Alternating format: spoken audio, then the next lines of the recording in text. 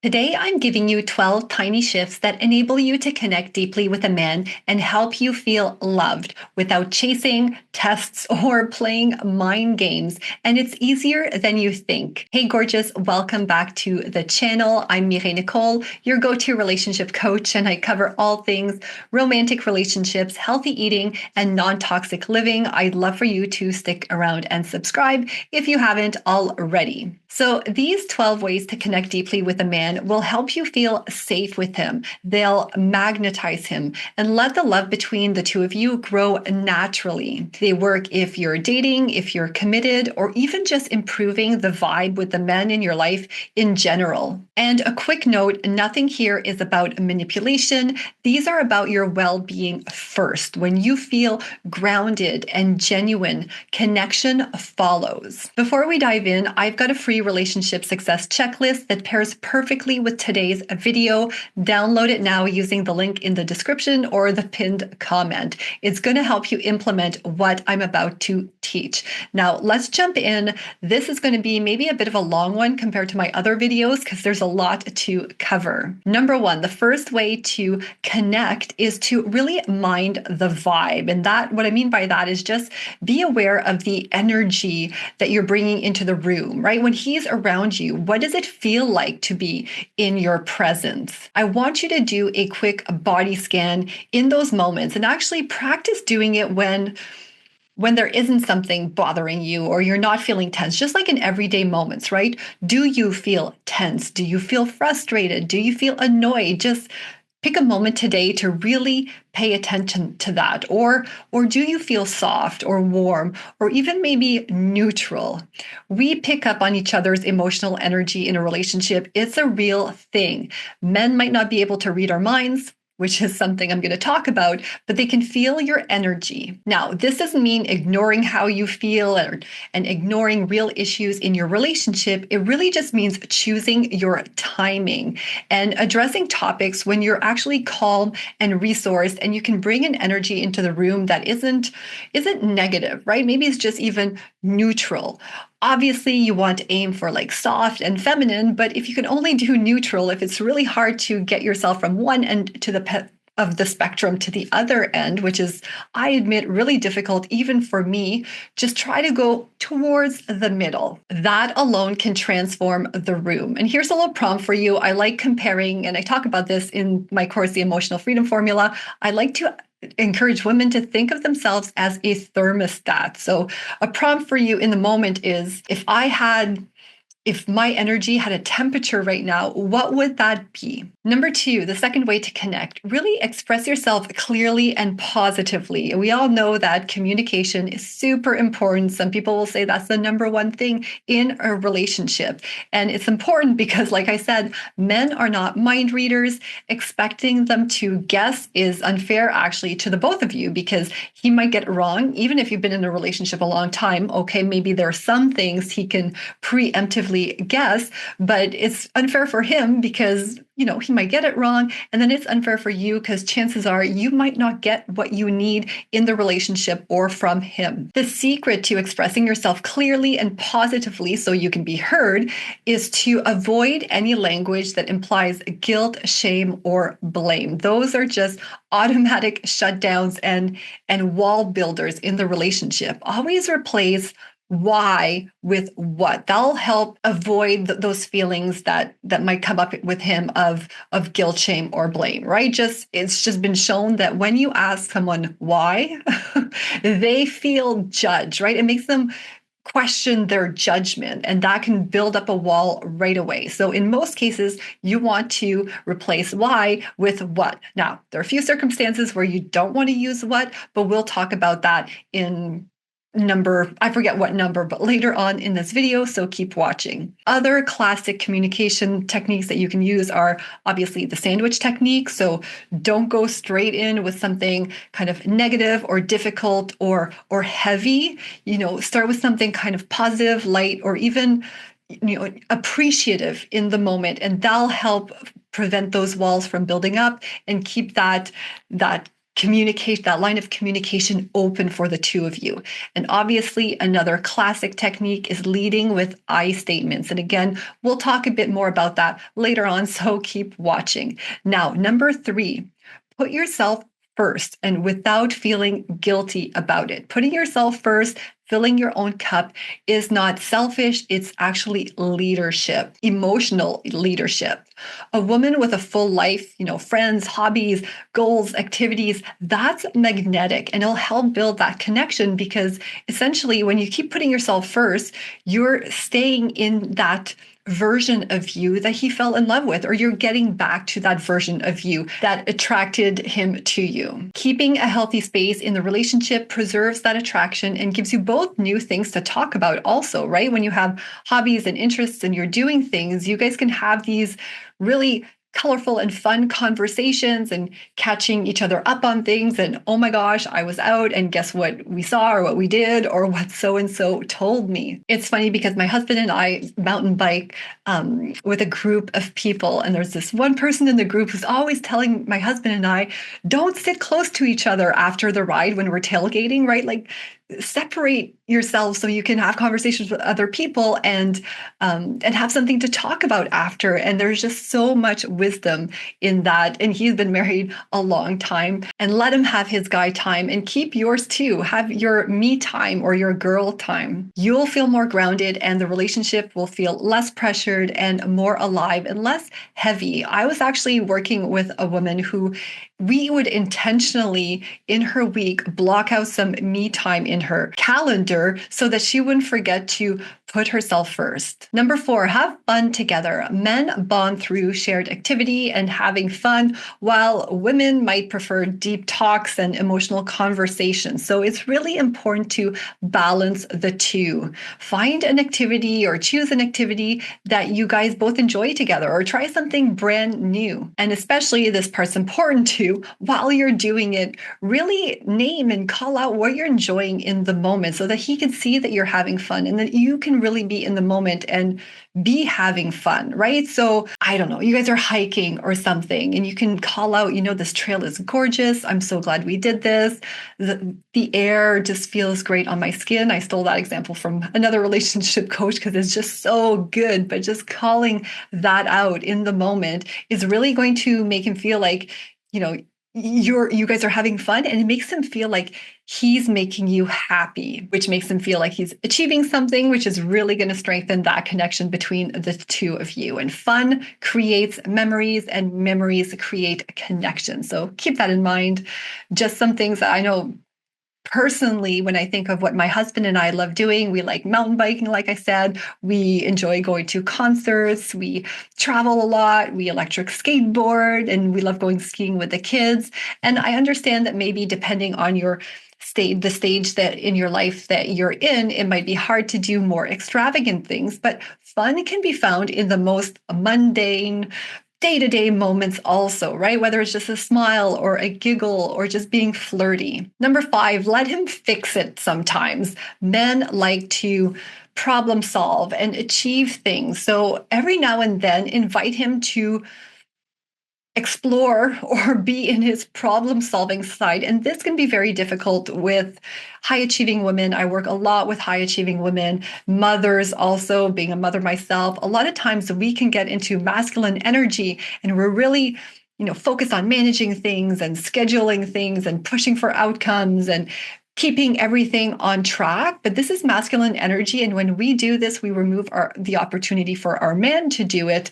And that impacts the polarity and the dynamic, which also is going to impact that connection. So ask for his opinion or let him make the decisions. And if you struggle with this, right, it could be just a small decision, or you can even, if you want your say in it because you're really attached to something, you can weave it in a way, or you can word it in a way where you still feel like you're involved and you're not being totally submissive, but at the same time, you're calling on his masculine energy, right? So maybe it's close to supper time and you don't feel like doing anything, like preparing anything, I should say. So you can say to him, I'd love a chill night and to do takeout tonight instead. Where should we order from? So from the beginning, you kind of made the decision or suggestion of just keeping it chill, staying in, ordering in, but you're asking him where you should order from. And, you can take it a step further. And if you're really tied or craving something in particular, you can say, I'm craving either Mexican or Thai. What do you think? You're not giving up your power by doing this. You're sharing it, which can feel extremely connecting. Just those 4 words, what do you think? Just saying that more often is going to make a huge difference in your relationship. I highly encourage you to give it a try. Number 6, praise him specifically and sincerely, not putting him on a pedestal, not that kind of praise, just real, genuine appreciation. And being specific is always going to be being generic. So, if you're a mom, and this is actually a great thing to say if you want your man to help out more when it comes to the kids, right? And make sure this is obviously genuine, but you can say something like, I loved how you handled the kids when they were restless or moody or crazy or whatever it is, right? You stayed calm and you got them laughing again. And I admire that so much, right? Something like that. Obviously, tweak it to your circumstances, make it genuine, but that's going to make a world of difference in your connection and in him stepping up. Right. And, maybe if he looks good, instead of just saying, hey, you look good tonight for a date night or, a work meeting or something or an interview, you can say, instead of saying just you look good, just say something like, you look sharp pairing that shirt with those pants. You're so good at, coordinating or whatever it is. Just put the detail in because men don't process emotion the same way women do. Our brains are actually slightly different and the details are important. You need to really paint that picture for his rational brain to stir up those feelings inside of him. Genuine appreciation builds a sense of being seen by you also, okay? So super important. And people lean towards the person who consistently sees their best. So if you want to build that connection, genuine appreciation is going to be a game changer for you. All right, number 7, listen more, but not endlessly. We often think better communication means talking more, and a lot of people, I'm sure if you survey couples, they'll say the most important thing in a relationship is communications. Well, communication isn't always about talking, but listening more, not interrupting, not correcting, not one-upping his story, but using light encouragers like, that's interesting, or, oh, I get it, or I didn't know that, or tell me more, just to keep him going. And actually, I have a good recent story about this myself. My husband tends to get passionate about some stuff, and that's one thing I love about him. He has his hobbies and his passions, and he just gets so into it. And recently, he bought himself a little sports car, so he's all excited. And when he got it, obviously he was doing all this research and watching these videos and learning all about, how the car works and how it drives and how he could like upgrade stuff and change the muffler and all sorts of man things I don't understand. And we were going for date night one evening and we were walking there and he was just talking and talking and talking about his Miata. And in my head, I was like, okay, this is just so not my thing. But I kept listening. And later on, he actually thanked me for listening and realized that he had been over talking. Now, I could have cut the conversations short, obviously. Like I said, you don't have to listen endlessly, but just know that the more you do listen and the more you're actually engaged in the conversation, the more you're going to strengthen that connection and the more you're going to encourage him to talk more in general, even about other things, right? And things that might interest you, things maybe more on an emotional level. Just him knowing that you are going to listen, not interrupt, not correct, is going to keep those walls down and build that connection. Like I said, you don't have to listen forever. There are actually some relationship coaches, they'll say, just count to a certain number and then pivot or shift the conversation. I've tried that. Didn't work so well for me. Maybe I didn't do it right. Maybe it just doesn't work in my circumstance. But, if you feel like it's just dragging and dragging on and you feel like, okay, you got the point, you can always just gently pivot the conversation and say something like, thanks for sharing that. Want to hear something funny from my day? Or if you feel kind of switching it to you might be sensitive or contentious or touchy, you could also just shift it to something maybe, oh, thanks for sharing that. Hey, by the way, I remembered that, and just kind of divert the conversation to something very, very factual or something just kind of in the moment. Number 8, be curious instead of critical. And this kind of goes back to what I was talking about earlier. So curiosity is always the best way to address a sensitive topic. You really want to lead into those conversations gently, avoid saying why. And here's where I'm going to talk about certain circumstances where you won't want to use what either. Things to avoid are things like, what's your problem or what's wrong? And sure, okay, the tone I used when I was saying that also has an impact, but even better than what's your problem or what's wrong, which might keep kind of that wall up or not bringing it down, is wording more like, I'm curious. You seem a little bit off. Is something wrong? If you guys are late for something and you're starting to get frustrated, instead of saying, are you ready yet? Or when are we going? You can say something. Just start off with, I'm curious, the curiosity thing. I'm curious. When were you thinking we should leave? Or other ways to start it off. I'm just wondering. I may be wrong, but again, we're using I statements here, which I mentioned earlier, but curiosity is going to be what lowers those defenses and often invites a more honest answer and a more respectful answer too. So try leading with curiosity, and that way you won't get the guard up and you'll be able to keep that connection with him. Number 9, be the change that you want to see.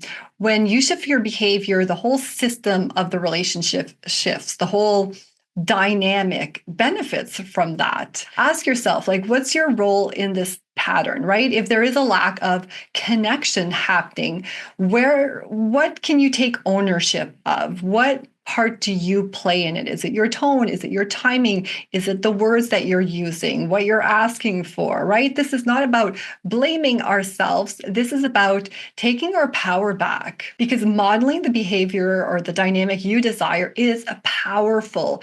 People tend to mirror the energy in front of them. In fact, I talk all about mirror neurons in my course, The Emotional Freedom Formula. There's truth behind that saying, monkey see, monkey do. And number 10, reward what you want repeated. Focus on positive reinforcement, not what he's doing wrong. We're trained or groomed growing up to negatively reinforce things, right? When you think about how we punish or try to get certain behaviors from kids, right? They do something bad and then we punish the bad thing, hoping that they're going to do good things in the future instead and make better decisions. And then so we grow up kind of in that mindset in our relationship also, where we punish things we don't like instead of repeating what we want to, rewarding, I should say, what we want to see repeated, right? So instead of withholding intimacy, you really want to focus on the things that he's doing right. Appreciation makes it easier for him to remember what to do next time, and it keeps you focused on what's working instead of what's missing, and that's definitely going to keep your connection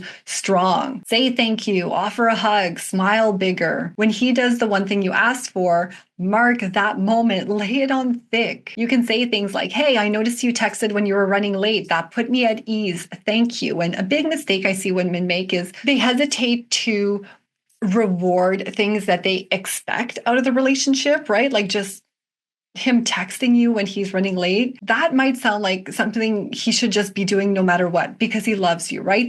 It's like an expectation, and people don't reward that enough. I don't see women reward that, especially obviously if your relationship's going great, maybe you're doing that. But I know for a long time, I wasn't doing that. I was really stuck. I was really focused on things that I wanted to see change, like the bad things, instead of really rewarding those little things that, maybe we're expected, obviously, but showing that really appreciation for it and not taking it for granted. Recently, my husband was sharing something very vulnerable, and my husband's a Scorpio. I've shared many times, and he's very, mysterious, and it's like he has all these secrets inside, and he doesn't always open up. And there was this one day a couple of weeks ago where he was opening up about something very vulnerable that was on his mind, and I was just like, oh my God. And obviously he's my husband. I could say, well, obviously he's supposed to be sharing those things with me, but But I made a point to say to him that I really appreciated him being vulnerable and it made me feel important. And you know what? He really loved hearing that too. People repeat what gets positively acknowledged. So use your words to spotlight what you want more of. All right, number 11, make honesty the better deal. Another big one in relationships, other than communication, right, is honesty and trust. But if truth gets punished, people start hiding things, right? Whether it's men, it's women, humans in general. If the truth gets appreciated, people share more. When he's honest, no matter what it is, whether you're happy with it or unhappy with what the truth is, start with thank you for being straight with me. Then take the time to decide what to do with the information. I'm not saying you condone or you kind of push aside or ignore bad behavior. But if you want more honesty and you want the full details so you can make a decision for yourself, really make sure to appreciate and acknowledge the truth and to kind of hold back on getting really mad at the moment or, lashing out, obviously, because that's just going to shut down the communication and build up that wall. You don't have to agree with it. You don't have to like it, but leading with appreciation creates a culture where honesty feels safe. And if you don't like what you hear, right, or you need time to process your emotions, you can always say something like, I appreciate you telling me, let me sit with this and get back to you. To have a strong connection with someone, you need to have that trust and that honesty. All right, the last one, number 12, understanding that no partner can be your everything. This is another one I see happen quite a bit, right, where women believe that, okay, I should be able to say anything to my man and he's got to be my everything. Decide what truly needs to come from him and what can come from family, friends, community, or even from yourself. Remove that pressure from your partner. No one can be everything to a single person. And by removing that pressure off of him, you're also removing that pressure off of yourself. Because I bet when you really think about it, it would feel heavy on your shoulders. If you need something, ask clearly the way we talked about it in step 1. And if it's simple and he's not the best person for it, ask or hire someone else or make that decision actually with your husband. Don't just hire someone else to do something or to fix a problem without him being okay with that, because that could also backfire. But decide how important certain things really are in your life and in your relationship. And if it matters a lot, just really take a good look and really take the time to determine who in your life is the best fit for that. Obviously, there's some basic things that should come from your husband, but if you really need someone to just dump your whole heart on, maybe you call a friend or your therapist or even journal it out. This keeps you empowered and keeps him feeling like you accept him for who he is and that you truly respect his own limitations and his own energetic boundaries and capacity. Okay, that covers the 12 ways to connect deeply with a man. I know that's a lot to process. And I have videos on kind of like all of these 12 elements separately. So if that's a better way now, maybe if you want to go look on the channel and get more details on specific aspects that really resonate with you, that could be a great next step for you. But remember, these are just skills. They're not magic tricks. Aim to do it or to get it right, so to speak, maybe 8 or 9 times out of 10. And if you slip, just breathe, reset, and keep going. It's a lot. Just pick, a few of these to start off with. In the beginning, your new approach also might surprise him. He's maybe not used to you showing up this way in the relationship. That's normal. Stay steady. Results follow with consistency. If this video helped, don't forget to grab your free relationship success checklist. The link's in the description below, and you'll know exactly what to practice each day. Also, hit subscribe, tap the bell, and leave a comment. Which of the 12 ways to connect are you trying first? Thanks so much for watching. Thanks so much for being here. And now watch this video next.